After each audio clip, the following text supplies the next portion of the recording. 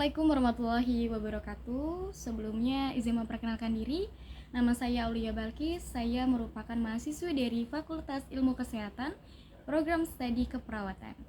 Baik, sebelumnya yang saya hormati kepada Bapak Nurus Abdul Rashid, Eskep Mkep SPKepkom, selaku dosen pengampu dari mata kuliah Sistem Informasi Keperawatan. Baik, sebelumnya di sini saya izin untuk mempresentasikan terkait sistem informasi yang kami bangun dari kelompok 1, yaitu kredensial keperawatan. Nah, untuk latar belakang dari kredensial keperawatan ini adalah merujuk pada proses verifikasi, pendidikan, lisensi dan sertifikasi praktik sebagai Advanced Practice Registered Nurse. Indonesia juga sistem ini membutuhkan kredensial untuk apa? Untuk menjamin akuntabilitas tenaga kesehatan. Dan sistem ini untuk memastikan agar setiap pelayanan bagi pasien ini dilakukan oleh tenaga profesional keperawatan yang kompeten, seperti itu. Kemudian kita next, itulah tadi terkait latar belakang dari kredensial itu sendiri. Nah, kemudian kita ada isu global dan isu yang sudah ada pada kredensial keperawatan. Nah, di isu global ini kita mengangkat adalah kredensial ini masalah kesehatan global memerlukan kerjasama global dalam respon, kemudian perencanaan, pencegahan, kesiapsiagaan, dan perawatan yang mencerminkan masalah kesetaraan kesehatan antar negara. Itu dia terkait isu global. Kemudian isu yang sudah ada, kami mengangkat dari penyakit menular, kesehatan ibu dan bayi baru lahir, keadilan sosial, dan kesetaraan. Seperti itu untuk isu global dan isu yang sudah ada dari kredensial keperawatan. Nah, kemudian permasalahan topik. Di permasalahan topik ini yang kita temukan adalah di dalam hal layanan kesehatan atau keperawatan, ini adalah salah satunya dari pelaksanaan kompetensi klinis, yang dimana kekurangan sumber daya, kemudian kesalahan dalam layanan keperawatan, status keperawatan, ya, stres dan kelelahan itu menjadi permasalahan topik juga seperti itu. Dan kesalahan permasalahan topik lainnya adalah terkait dengan kompetensi perawat, yaitu perawat dengan kepuasan kerja tinggi dan kelelahan kerja rendah, ya, atau fisik dan psikisnya seperti itu. Kemudian permasalahan topik lainnya juga adalah perawat yang menikah, ya, menuju kompetensi klinis yang lebih rendah daripada mereka yang terpisah dan lajang seperti itu. Nah, permasalahan topik lainnya itu ditemukan adalah perawat yang sudah menikah. Nah, menuju kompetensi klinis yang lebih rendah daripada mereka yang terpisah dan lajang. Nah, hal ini berkaitan dengan penelitian dari Eskim dan Choi itu tahun 2018. Nah, kompetensi klinis berdasarkan status perkawinan secara statistik lebih tinggi pada perawat yang menikah daripada perawat yang lajang, seperti itu. Kemudian hasil ini juga mengungkapkan hal yang sama, yakni kompetensi perawat meningkat seiring bertambahnya usia, kemudian setelah menikah, seperti itu.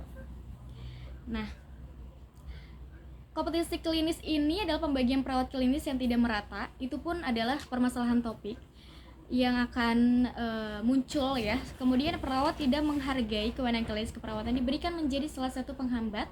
Kemudian pelaksanaan kegiatan kewenangan klinis keperawatan belum maksimal. Seperti itu. Itu terkait permasalahan topik dari kredensial keperawatan. Nah, kemudian sistem informasi. Di sistem informasi ini kita menurut Council Anggrentiating Informasi pada tahun 2012, ya, kredensial didefinisikan sebagai kualifikasi profesional dengan bukti terdokumentasial, gelar akademik lisensi negara, sertifikat pelatihan, laporan kredit pendidikan berkelanjutan dan bersertifikasi.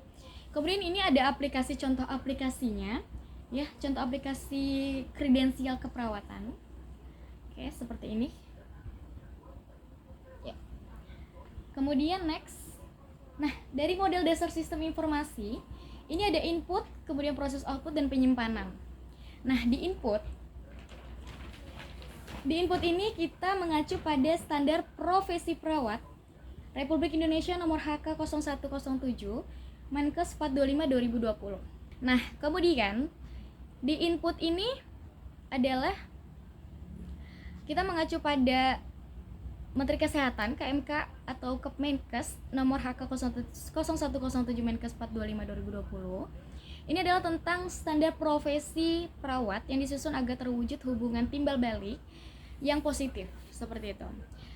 Dan standar profesi perawat dapat digunakan oleh institusi pendidikan, kemudian pelayanan kesehatan, lembaga pelatihan, himpunan dan ikatan keperawatan, dan pemerintah sesuai dengan peran dan fungsinya masing-masing.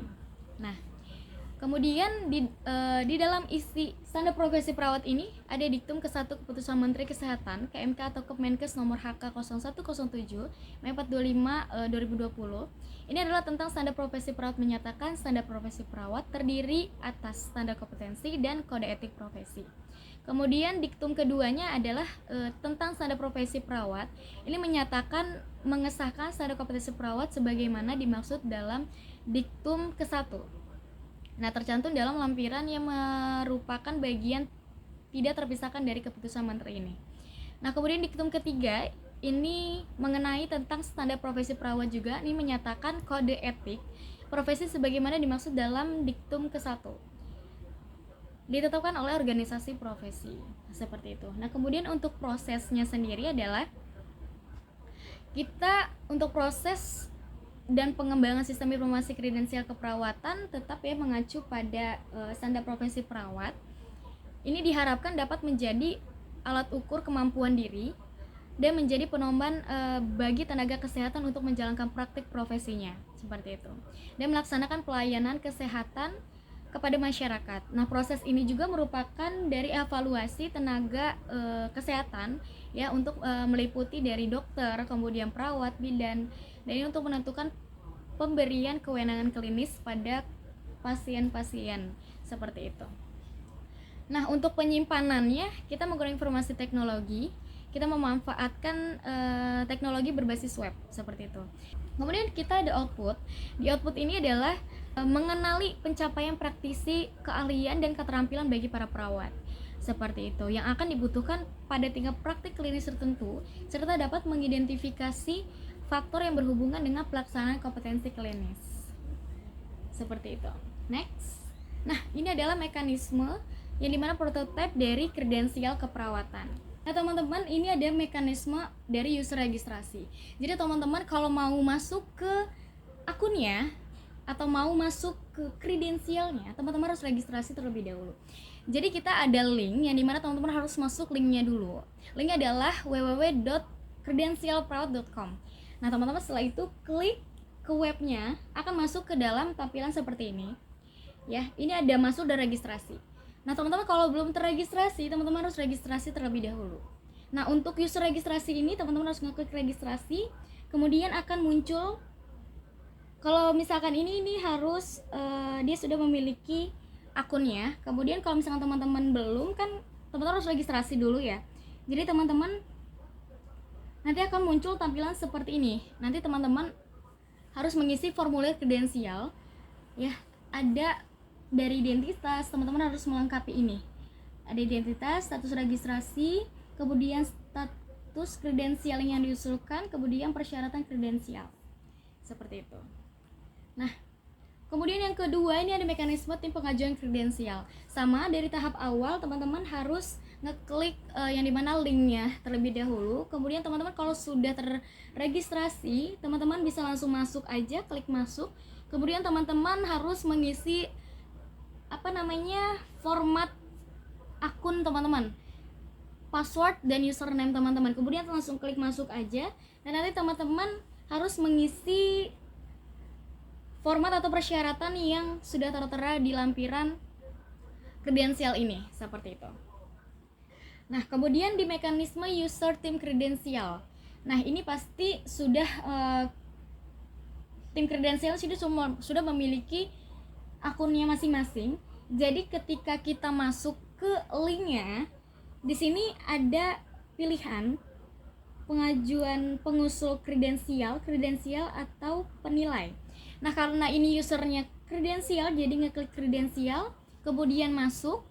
Setelah masuk, mengisi username dan kata sandinya, kemudian masuk. Kemudian setelah itu di sini akan terlihat data-data informasi dari pengusul kredensial perawat. Ya, mulai dari identitas, kemudian status registrasi, kredensial keperawatannya ya. Contoh adalah status kredensial, persyaratan kredensial, dan lain sebagainya seperti itu. Nah, kemudian ada user tim penilai. Nah, di user tim penilai ini nanti akan terlihat ya data-data nama yang sudah lulus dari terkait pengusulnya seperti itu. Nah, setelah login kan akan muncul nama user yang telah terakreditasi valid dari data yang sudah dilengkapi berdasarkan persyaratan yang telah diberikan. Nah, kemudian kita select ya atau klik user. Nah, kemudian akan muncul seperti ini, perencanaan pelaksanaan WPA. Dan ini adalah